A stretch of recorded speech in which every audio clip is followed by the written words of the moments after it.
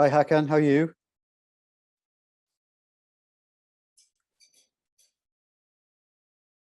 You're muted.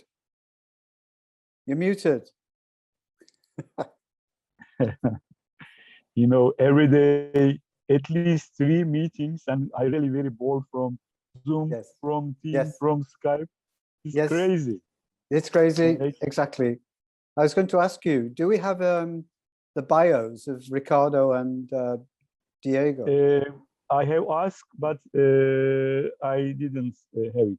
Okay, well, I don't know Ricardo very well. So if you could do Ricardo, I know Diego quite well. So Perfect. Perfect.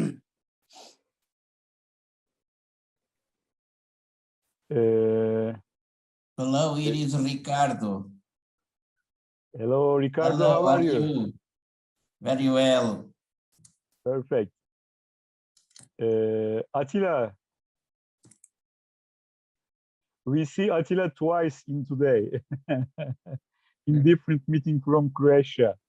Yeah.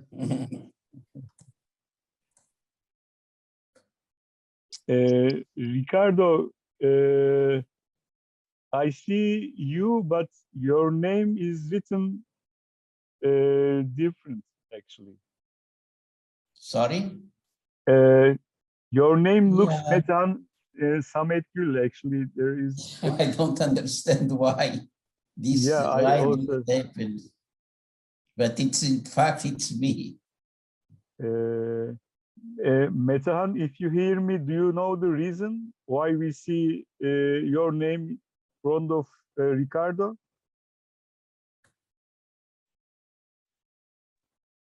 It's probably because of the link we have sent to Dr. Ricardo. Okay. So Ricardo is in your link. Okay, now of course we know Metehan is actually Ricardo. Yes, I think that no problem. It's all right. So good night for everybody. Here for Mozambique is already 8 o'clock, 18 here in Mozambique. Oh, hello. Yolanda, my wife. Yolanda, good to see It's a you. How pleasure are to you? meet you. Fine, thank you. It's a pleasure to meet you again. It is our pleasure to see you.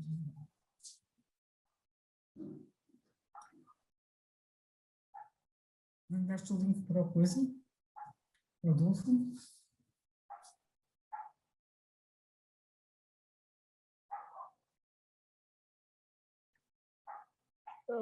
Actually, also I discovered that Metehan.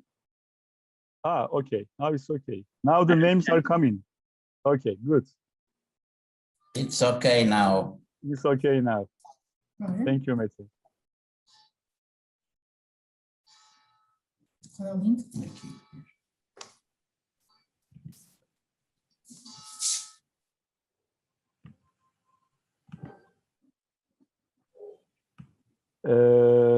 Now we are on time, Chris. If you wish, we can start.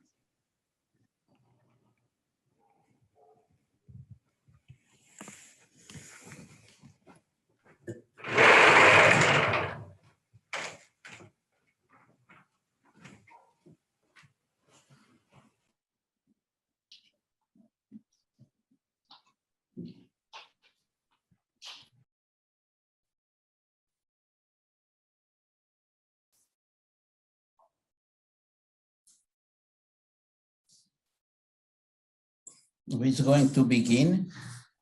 Yeah, Chris, are we going to start now? You don't hear me. Ricardo, do you hear me? Yes, I am hearing you. Okay, Chris, probably you have a problem.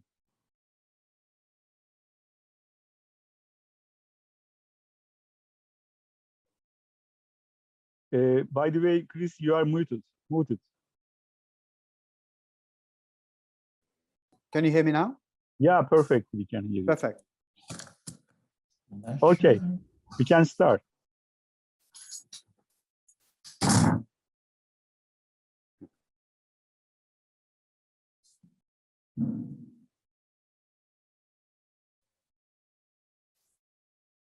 So do you want me to start? No, actually, now for the beginning, usually the president of ICOMOS Underwater Cultural Heritage Committee, Chris Underwood, Okay. has to start. Okay, Chris, you may start. Thank you, Hakan. Hello, everybody.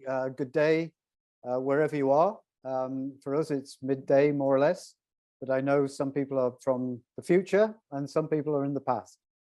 A very big welcome. We're month by month, we're ticking off our webinars. Want to remind everybody that Hakan's idea to support the UNESCO Convention through webinars has now been going, I think it's the 7th month, which is quite astonishing. And I think we've still got 6 or 7 months to go. So we are at the halfway point, I believe. For some of you, you'll have been at all of them, and they've been an outstanding collection of presentations, spanning many different types of heritage, underwater cultural heritage. And I'm sure today our two speakers, Diego Carabias and Ricardo Duarte, are just going to add to that scope and the depth and the breadth of underwater cultural heritage represented by ICOMOS members. I'm going to introduce Diego. I've known Diego for many years now, both personally and professionally. I've had the joy of working with him in Valparaiso on a harbour project threatened by the excavation by dredging, which has uncovered a treasure, a literal treasure trove of information and artifacts which have been under the terrific management and control by Diego. I look forward to his talk. Hopefully there will be a chance for a question or two. Diego, I'm going to give you the floor, and you can tell us what you've been up to.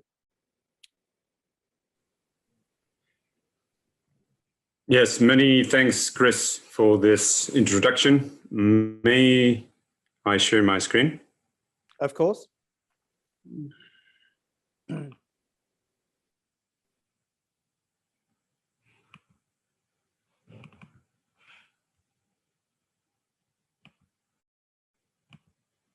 We can see this. Well, I can see your screen, Diego. Perfect.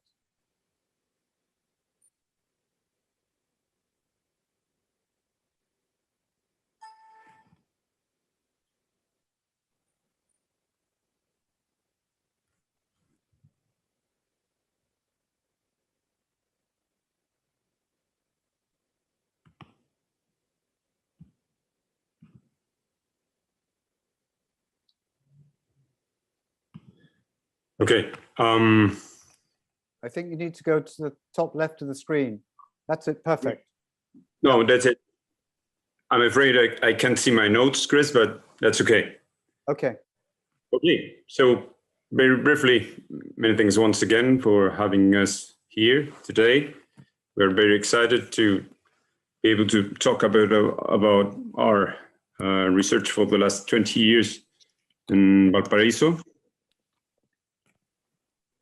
So Valparaiso, it's one of the main seaports in central coast of Chile. And the interesting thing is that it rapidly evolved from being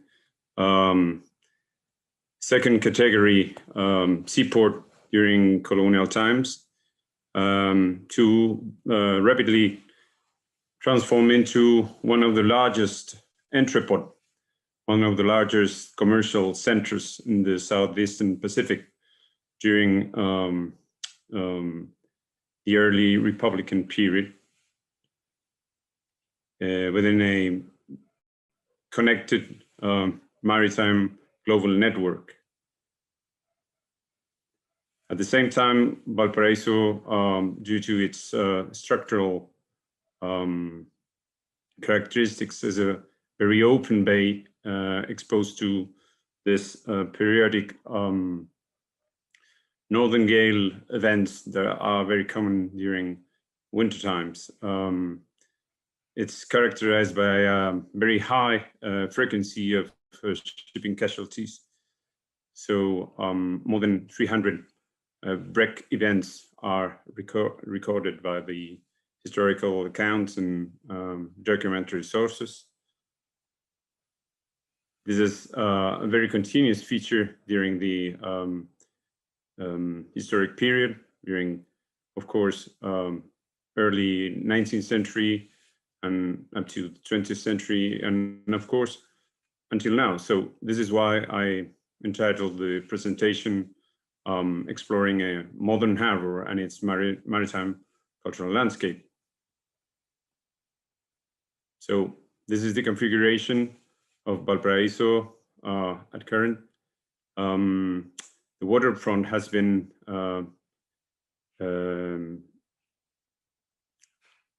kind of heavily transformed due to mainly anthropic activities, and the whole waterfront has changed dramatically, specifically from the second half of the 19th century up to the first 20 years of the 20th century, when a large breakwater was built. So this is a bit of a synthesis of what we have been doing during the last 20 years. Through remote sensing and diver-based operations, we have been able to successfully identify nearly 80 wrecks located within the harbor or very close to the harbor, which spans basically the 19th century primarily and the first decades of the 20th century. This is a very vast array of different types of wreck sites, from very large sailing ships like clippers and windjammers, very characteristics of the 19th century, to large steamships, which are basically the dominant type of wreck sites during the first decades of the 20th century. So, for example, this is just a brief overview of the kind of information they are contributing to in order to gain a better understanding of what a maritime cultural landscape can be and how it is constructed over time and evolves. For instance, the bark infatigable, which has been investigated for more than something like 15 years now. It was a Chilean Navy ship lost due to an accidental fire in 1825. And since then, it has been thoroughly studied. For example, we know a lot of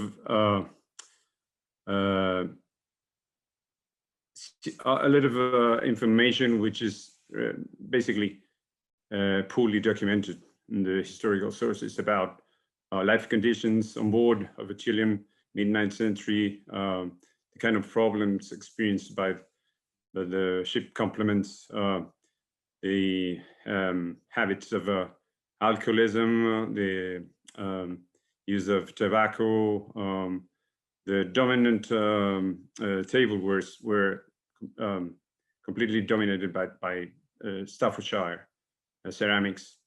So it's the archaeological record, which is in turn giving this insight into completely hitherto unknown aspects of our Chilean Navy, and what anthropologists and historical economists would call the allure of the foreign. All the material culture is basically dominated by European and US-made imported goods. So this would be more or less the configuration of the port at the time, in the mid-9th century. So basically the naval anchorage was about 250 meters from the shoreline of the time. And this is how the site is located right now. It is close to berth number 3, And all this transformation, evolution of the waterfront has caused that the site is now virtually something like 40 meters from the berths of terminal number 1. Another interesting case is the fiscal mall, which was built at the end of the 19th century by the Chilean state. Lots of European, basically British design and French engineers participating in the largest investment project in order to modernize the harbor facilities. And well, during a dredging project in 2011, we were able not only to relocate the remains of the fiscal mall, but at the same time, we found a large refuse site that give us an interesting insight about the basically steam shipping lines that were traveling from the Northern Europe, basically Great Britain to Chile from the second half of the 19th century.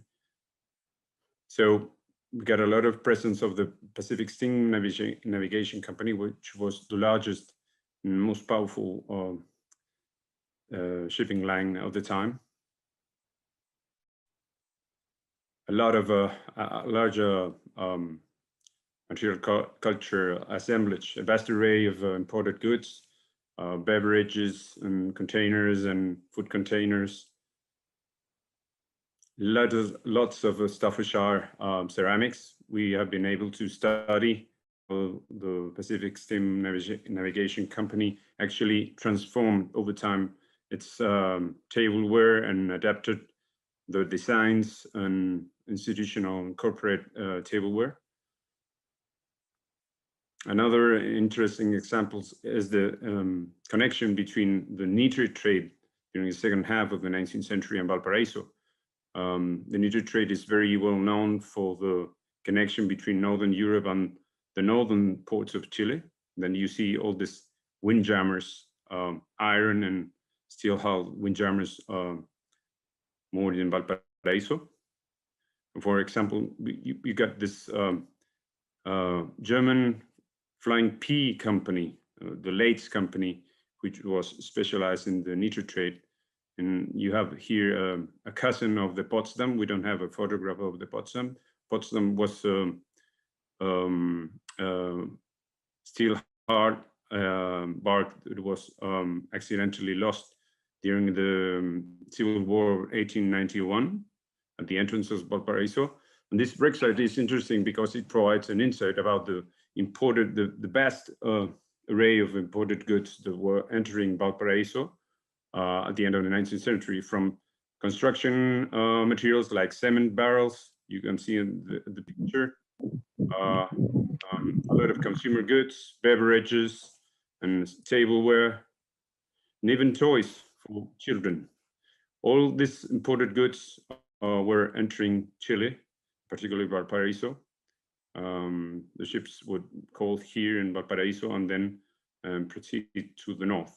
Another important aspect is, for example, the loss of the SS Arequipa, which was part of the PSNC, Pacific Steam Navigation Company. This is the worst tragedy in the story of Valparaiso, with more than 100 casualties during a very strong gale in 1903. And that's the sonograph, or the side scan sonar image of the Arequipa, which was actually found by our team in 2015, which is located in something like 53 meters deep at the entrance of the bay. And then you have other cases like Concepcion, as I said, this very large steamers, more than 100-meter long steamers from the first decades of the 20th century. So we also have been able to do a lot of public outreach. For example, in 2013, we were able to organize this archaeological exhibition with the collaboration of the a UNESCO Secretariat office in Paris with something like 7,500 visitors in something like 4 months.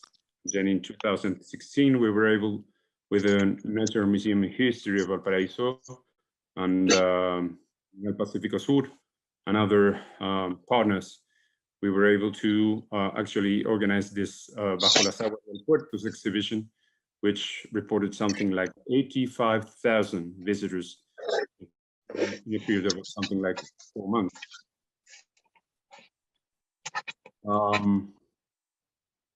Public outreach has also been strongly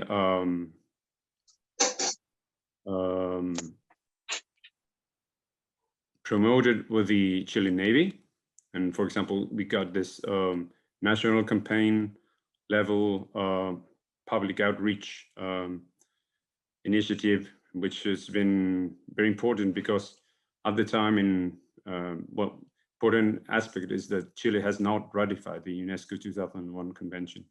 And at the time, Chilean Navy was one of the strong opponents of Chile signing the convention. So this is important because there's been a very positive and in this sense, very relevant improvement in terms of the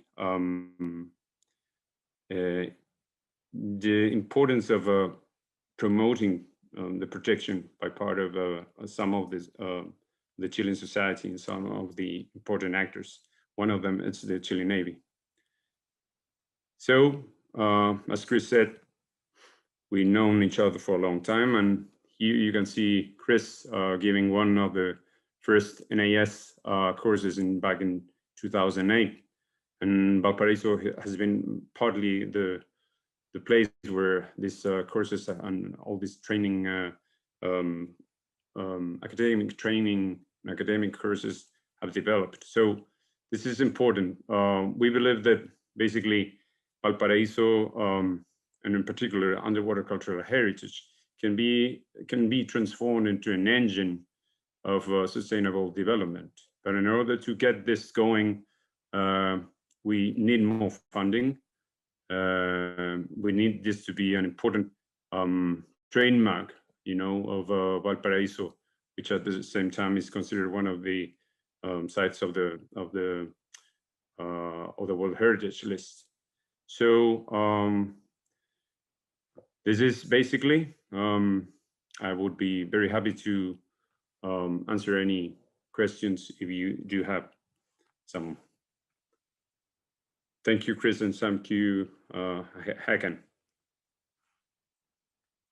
Thank you, Diego. Hakan, shall we transform to Ricardo straight away, or is there time for a question or two? Actually, we have time for the questions, and they can ask. We have 5 minutes for Diego. Okay.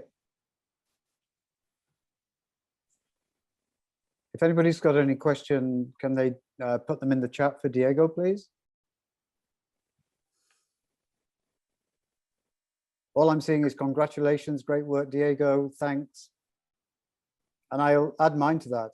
I know that I was there quite a few years ago now, and I can see how the whole maritime landscape of Valparaiso has just exploded into a compilation of so many different aspects of shipping and trade. And I think, no questions? Okay, maybe some questions will come at the end of the presentation by Ricardo. Hakan, do you want to take control and yeah, okay. Thank you very much, Chris. Thank you, dear colleague, for a very nice presentation. I'm going to talk on Dr. Ricardo Duarte. He is one of the distinguished members of ICOMOS ICUCH. He and his wife, Yolanda, are working in the field of underwater archaeology in Mozambique Island. They have a very nice archaeology research center based in a castle of Mozambique Island. Both of them came to Antalya several years ago to one of our scientific symposium and present an excellent presentation. And it is great pleasure and honor to see him between us. Yes, Ricardo. Okay, thank you. I can share my Please. screen.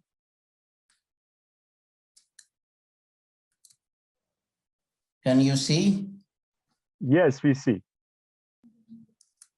So Mozambique Island is a small island in the northern coast of Mozambique. It's a UNESCO World Heritage Site, and the island is in a bay, extensive bay surrounded by, and is surrounded by very important historical wrecks from different epochs that document its role, the role of this small island as an important port in East Africa and the Indian Ocean since the first millennium.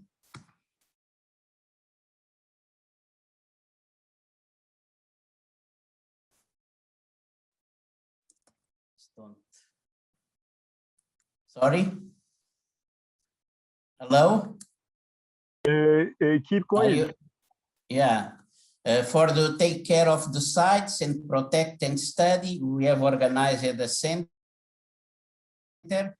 Center for Study and Protection of Underwater Heritage of Mozambique Island. And this is, the center is in the huge fortress, late 16th century building, very important with architecture of Renaissance Italian influence. The center here is an image of the small center that we have inaugurated 3 years ago.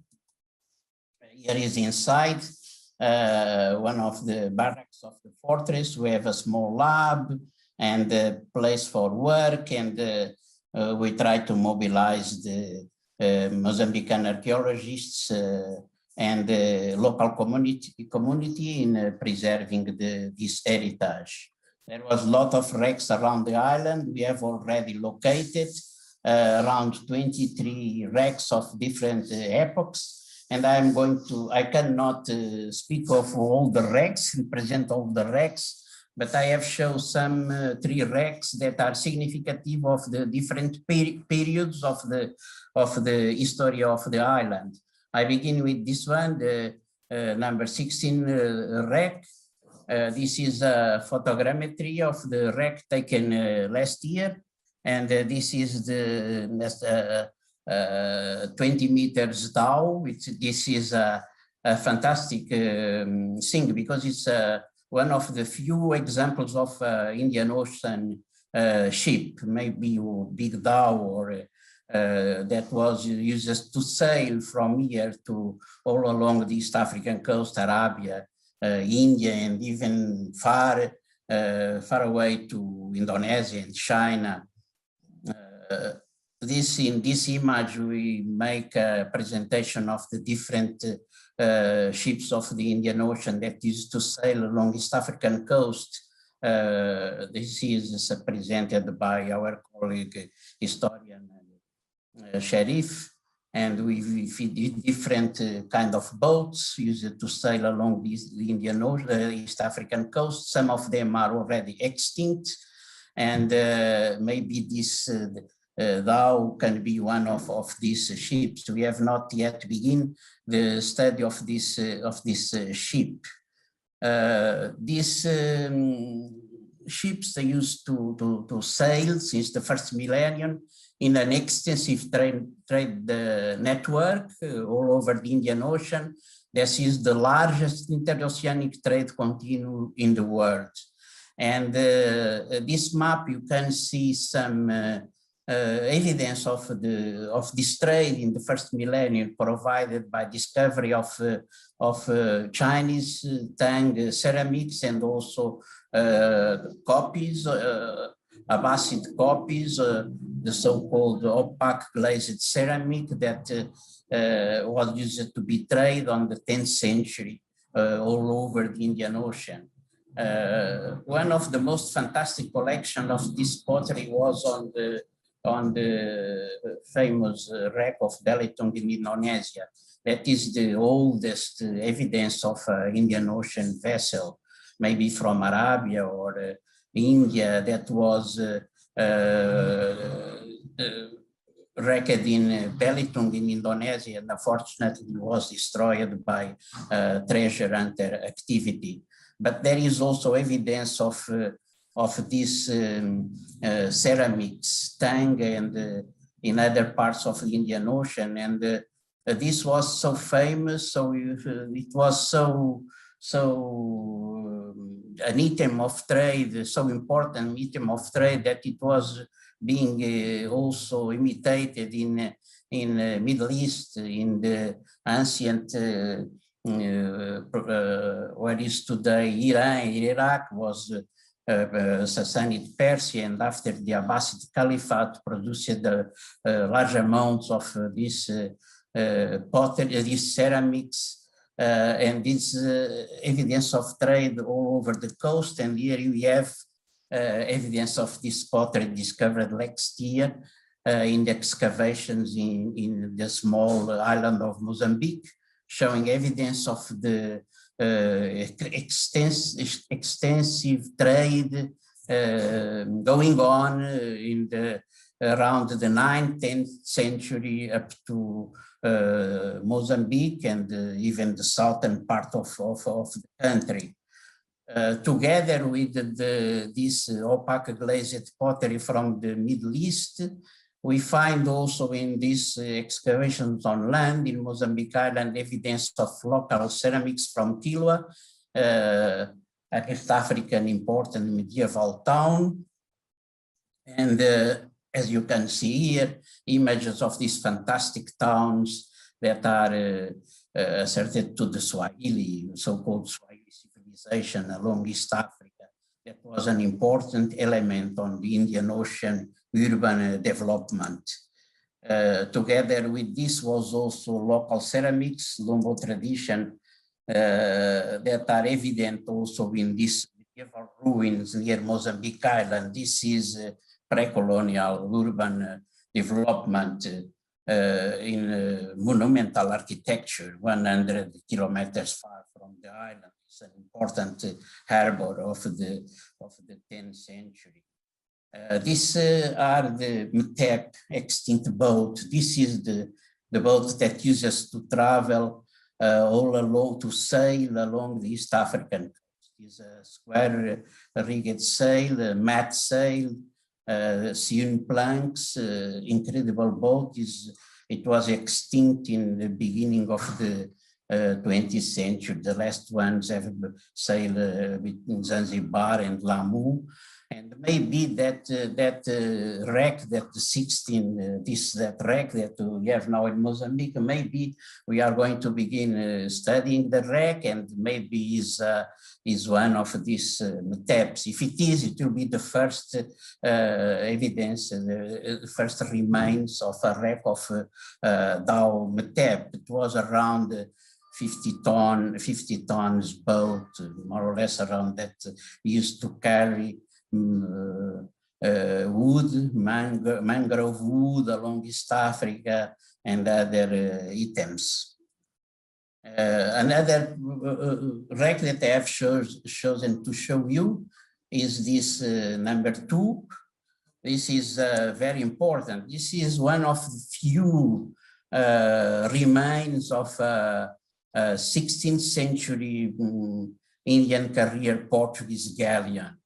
These are very few examples of these wrecks, maybe 3 or 4 in the world. Recently was one discovered in the mouth of the Tagus River, and these are very unknown boats. There are some illustrations like this one, contemporary illustrations, but there was no plans, nothing that can give the exact description of this naval architecture linked to these fantastic boats that make for the first time the sail from Europe to Asia through the contourning the cape of the southern tip of Africa. This is these Portuguese boats is incredible because they used to carry, as you can see here on this image. This is the Spadart ship may be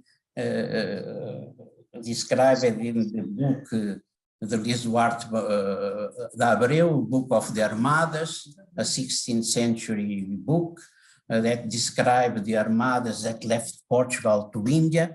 And this speaks about this Spadart ship that you see here, representation on the right. And maybe is this one the ship that was wrecked and we have now here in Mozambique Island, very near the fortress. And these ships, they used to be in the sails, the cross of Christ. This is the cross representing the order of Christ that follows the order of the Templars in Portugal. And it was the main source for financing the Portuguese discoveries. We can see the same cross in the small church. This is very important, and I speak about this because this is to emphasize the important link between underwater cultural heritage and heritage on land. And this is a small church. And as you can see on the right side of this image, there is this showing the wreck there, and also the small church 500 meters far on the near the fortress. And you see on this roof of this chapel, this church, the order of Christ. And this is contemporary of the wreck. This small church is contemporary of the wreck, and it's very, very interesting because this is this small chapel is a Gothic monument. It's the very few Gothic monuments outside Europe. And it's incredible because it's in the southern part of Africa. This is this small 16th century church with the Gothic vault and this cross of the order of Christ that brings the link of the Portuguese discoveries with this order, and that was organized, followed the extinction of the Templars. This is the vault of the contemporary monument in Portugal, the Jerônimos, that was built by King Dom Manuel, that was the king that initiated this route to India through the Cape. And in this same chapel, we see this symbol on the entrance that is the coat of arms of Dom Manuel. And the same coat of arms you can see here in the right side on this incredible bronze cannon that is there on the wreck. So this is the link between land heritage and underwater heritage. And I think it's very important to consider this integrity of this heritage.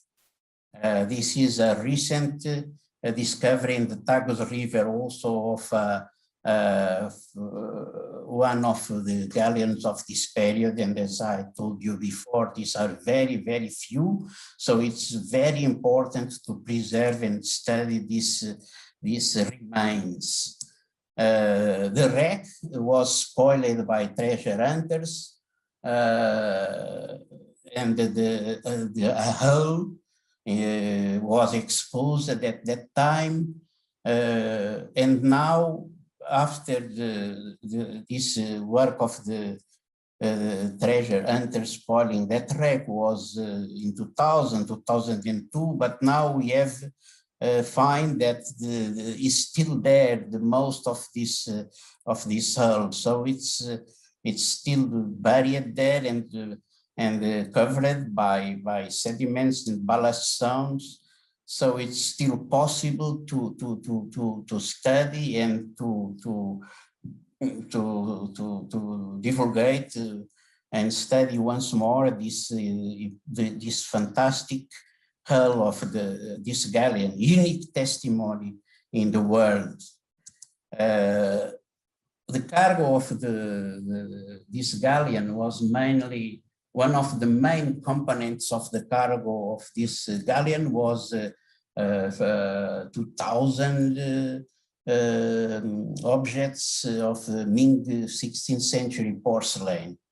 And they have been, so the most of the collection has been recovered by the treasure hunter that spoiled the wreck and sold in Christie's in Amsterdam. And one part of the collection was left, mainly constituted of broken objects of the collection. It was said that this collection was sold.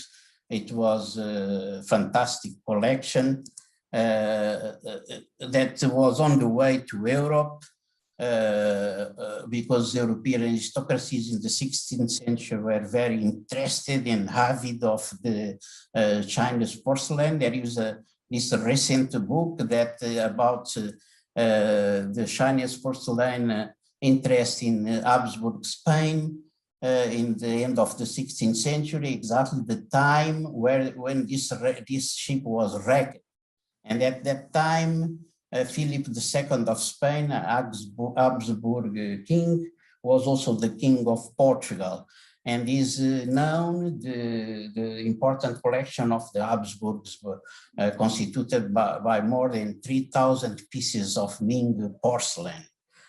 And this is also a very interesting thing. This is the end of the 17th century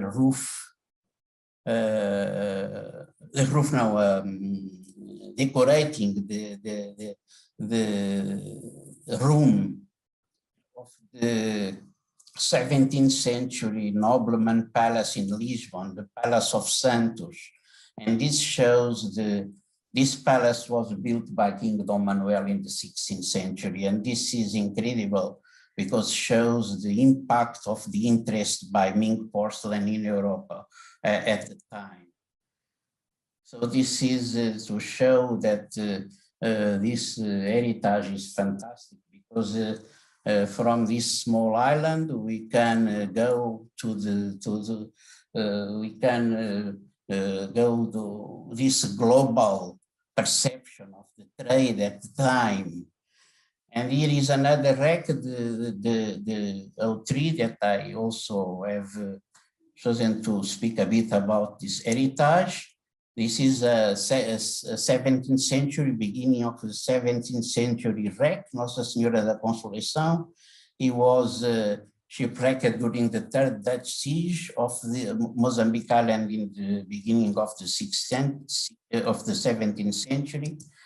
And this is another wreck that was spoiled. And you can see by these images the importance of this. Also a very well-preserved structure of the hull, jars, lead ingots, and an incredible collection that was also exposed and spoiled by treasure hunters.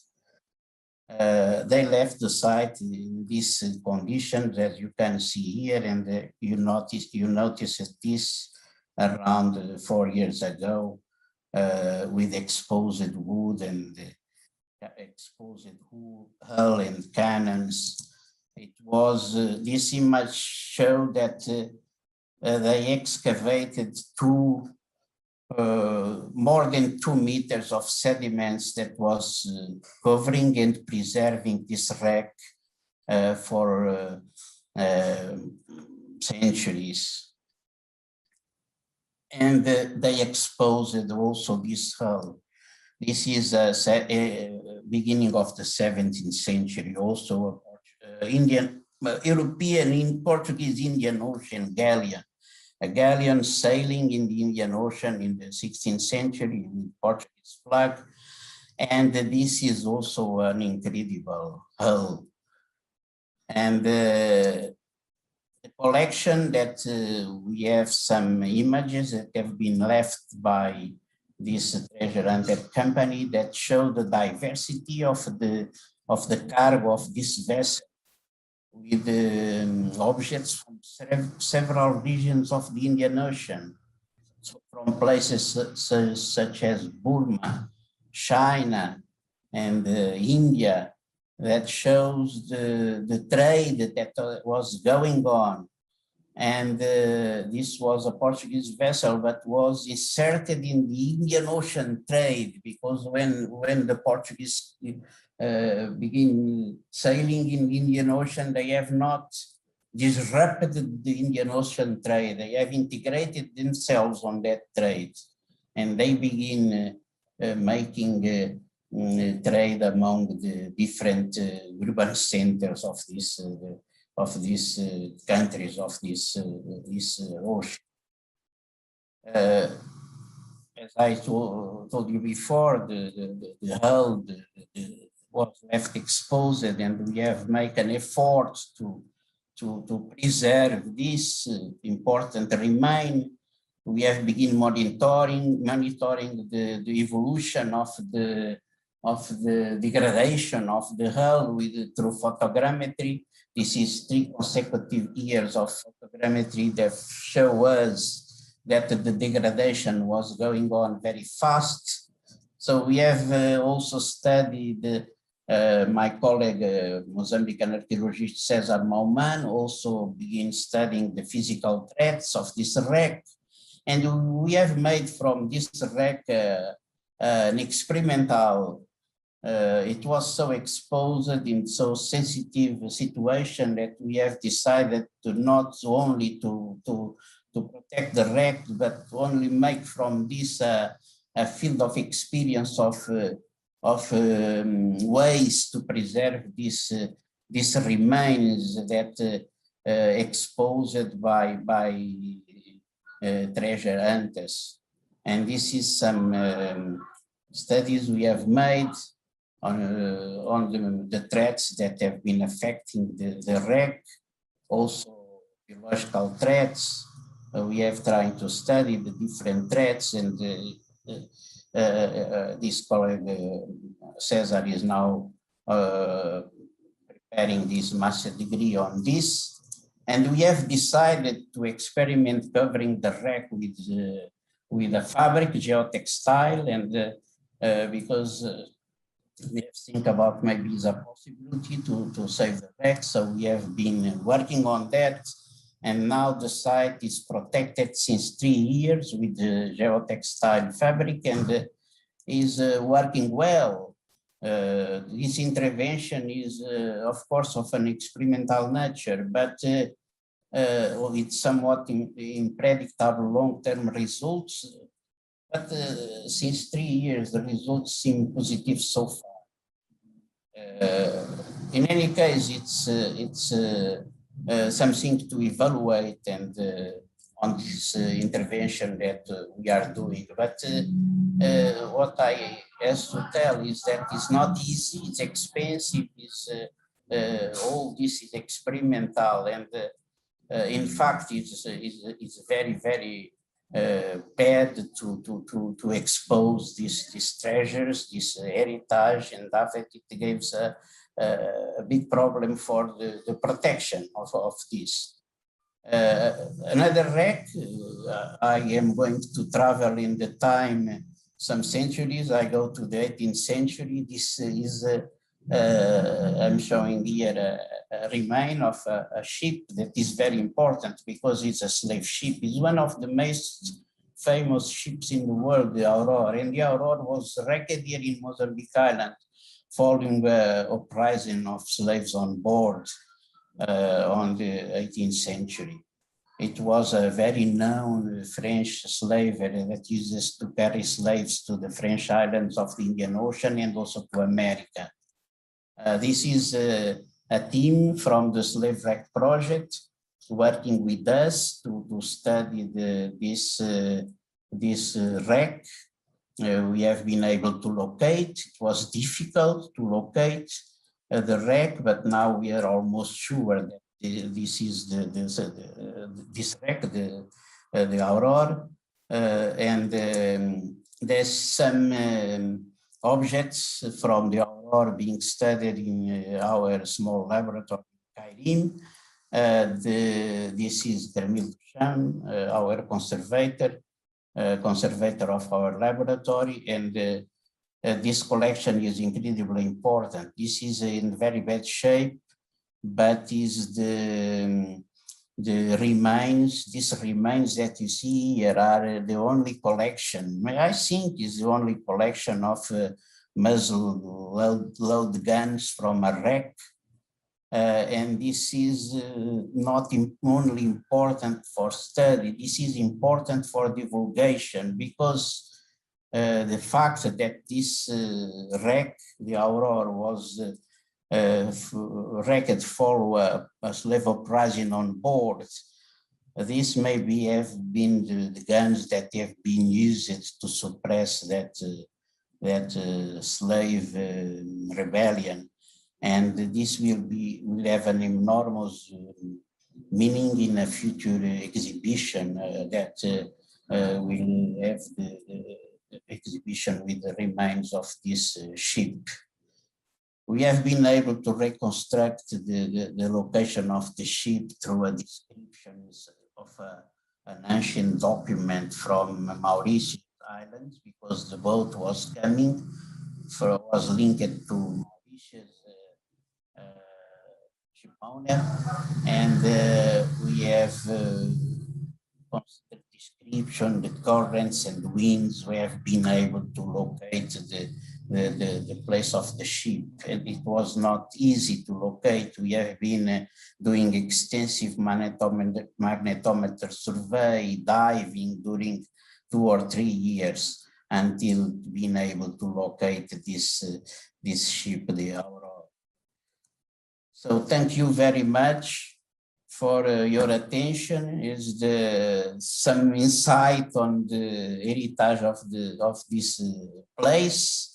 And we are carrying on studying and protecting, and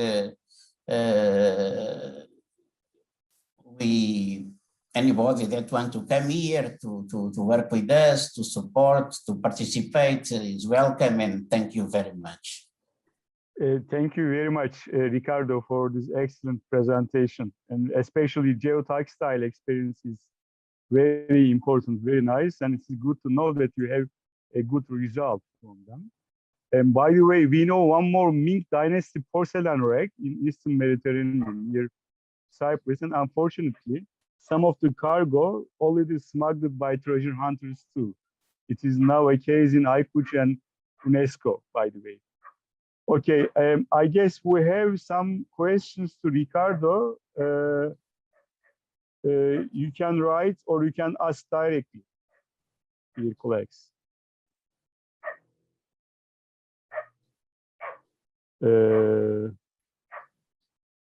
Hakan, I saw Mina asked about what was protecting, what legislation was protecting these wrecks.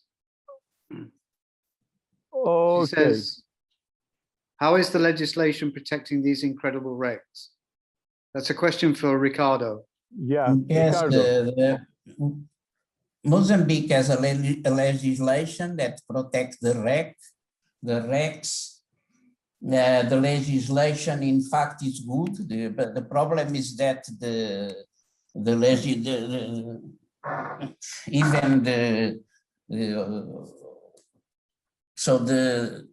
legislation is not working. You know, that is the main problem, because now this treasure hunting activity has finished, because it was very active around the island, but now we have managed, with support of UNESCO and with support of some friends, academics, institutions, and we have been able to convince the government to stop this commercial activity, because in the past there was the idea that it was feasible to sell part of the cargo to pay the excavations and to give permissions to these commercial companies, for me, treasure hunters, that it was feasible to give them permissions and to allow them to pillage the wrecks, because they come with proposals of archaeological cover, and they convince the authorities to give them licenses, and this, you know, when they when this goes through the official channels, you know, there is all sort of interpretation of the law, and it is very difficult, very difficult. We, Mozambican archaeologists, academics, we have been fighting against this, telling that don't do that, that will only bring spoil of the heritage, even from the economical point of view, will not bring any result. But it was difficult to make them understand. But finally, after some years of fighting and battling, and also with the ICUSH support, this Marvel give us a lot of support, and the ICUSH have give support to UNESCO, to us, and with the Mozambique Island community, we managed to convince to stop this commercial activity, and now we are protecting the wrecks. But I think that these ideas of making money with the heritage and you know, these ideas of the treasures underwater, they may return back, and I think one of the important things is to disseminate the ratifications of the convention, to make this more difficult that these programs with commercial component through underwater heritage make it more difficult and impossible that this return, but because this is something that is not going on now anymore in Mozambique Island. It can return, but is going on in Indonesia, in Asia, in the other parts of the world. They are still doing this, and this is the most catastrophic thing for the underwater heritage. This my presentation. I have tried to emphasize the danger and the problem of this approach. And this is, I show you unique testimonies in the world. This remains of this Portuguese galleon is unique. And this spoil is something that must be finished, and we must fight and hard and for the convention. It's something that sometimes I think why the convention is not also ratified by the most of the developed countries from where these treasure hunter companies are. They are coming here to countries like Mozambique and Indonesia with proposals for partnerships of exploiting the wrecks, and this is something that must be finished. So. Ricardo, there are two more questions. The first one is from Michaela. Can you explain more about the fate of the Espadadre? Did you excavate it again after the looting activities? How is the condition of the hull? And are there any leftovers after the company? We have not, regarding this Espadarte, we have not made any intrusive intervention. We have not made any excavation. We are only monitoring the wreck with photogrammetry. We regularly monitoring the wreck. The wreck has been very much disturbed, as I have told, in 2000, 2001, 2003, around those years, have been very much disturbed by this commercial company, treasure hunter company, and they have very much spoiled the wreck, even the collection. I think they have taken this mint collection, but these were not only the cargo of the ship.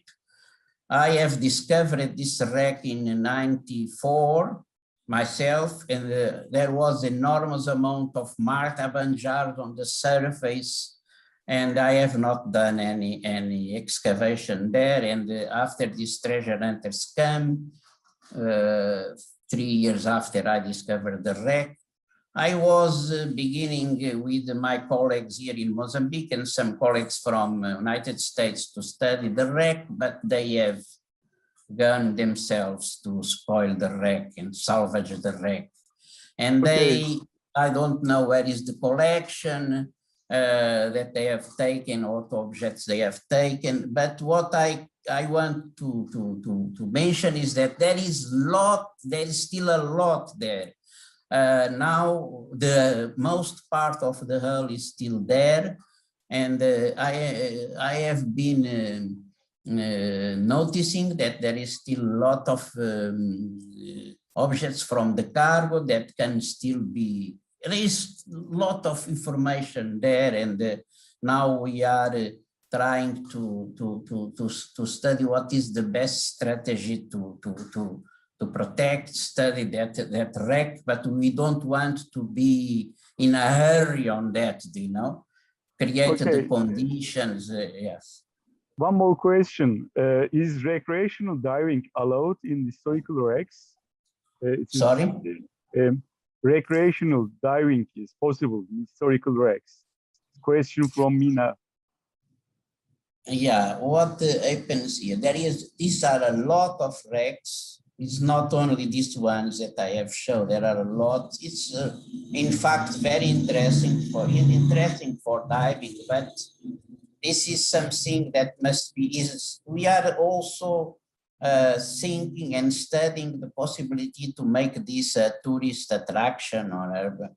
And we are still trying to organize in a way that afterwards it don't bring more disturbance to the wrecks, you know. And this must be linked with the strengthening of the capacities of the local capacity of this center, Karim Center, and the local archaeologists with conditions to guide, make tourist operations guided tourists, and it's something that is still under study. But sometimes we take already some people, people that come here with interest in. We are already taking some people for diving, but and show the wrecks in an experimental way for a future development of this kind of tourist activity. Thank you very much, Ricardo. It was excellent presentation and very nice answers. This is the end of the webinar, but for last words, I would like to invite Chris. Yes, Chris. Thank you, Hakan. Where do I start? Because Ricardo, that was amazing. And thank you so much for bringing to our attention and reminding us of the problems we still face in protecting UCH around the world. And of course, Diego did the same thing, you know, under threat from development. Fortunately, in that case, there was opportunity for his team to work and save, either by record or by extraction, amazing parts of, you know, the maritime history. And I think what jumped out for me is that we had Diego talking about 18th, 19th, 20th century sites, and we had Ricardo talking about 15th, 16th, and 17th century sites, all involved in global expansion, globalization. And it just showed me or reminded me that the tremendous activity, maritime activity, in all of those centuries. And of course, I think Ricardo made me feel a little better by saying there's still much on the seabed and still much information and research to be done. And I think we should close like that, and on an optimistic note, that there is more to be done, more to be saved, and in all our cases, we can move forward. Thank you, Hakan. Perfect. Dear colleagues, this is the end of the webinar, and it was great to see all of you, and we wish to see you 1 month later to 8th ICOMOS ICUCH webinar. Have a good day, have a good afternoon, have a good night. Goodbye. Bye, everybody. Thank you for attending us. Thank you. Thank you, Brilliant. everyone. Thank you. Thank you very much. Take Thank care. you.